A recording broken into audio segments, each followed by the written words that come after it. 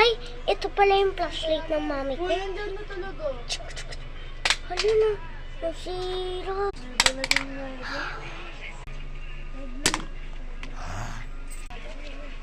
Hala! Hala, lagot tayo dyan. Di ko na mabuksan. Bakit? Di ko siya mabuksan. Ano nangyari dito? Nasira. Tay tayo dyan sa mami ko. O anak, ano nangyayari? Mami, nasira ko po kasi yung flashlight yung minamahal niya na color pink. Ano? Ang mahal-mahal ang bili ko doon, ha? Ikaw bata ka. Sorry po, mami. Ito na lang po yung ipapalit ko sa inyo. Ipit. Wow, ang ganda ng ipit. Magkano yan, anak? 100 pesos. Ay, hindi. 6 million. 6 million? Akin na. Yung bili ko sa flashlight,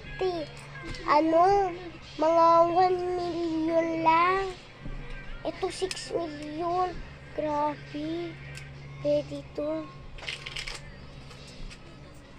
O anak, sige na.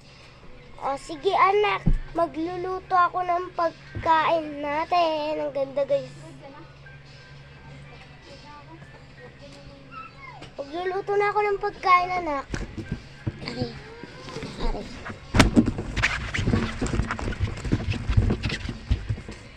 O, kakain na anak. Sige po na, sandali na lang. Ay, nagsiselfon nga muna ako. Dito tawag ako. Magka-games ako. Hello po, Ninang. Nasaan yung mama mo? Yung utang niya kasi. Ninang, wait lang, tatawagin ko. Siguro, nananalo si nanay sa raffle. Siguro, may pambayad siya kay Ninang kasi ang mahal ng flashlight. Nanay, tawag ka ni Ninang, yung utang niya raw po o yung cellphone. Ay, patay. Yung utang ko pala kay Marinel. Ang gagawin ko? Guys, comment kayo. Bye-bye.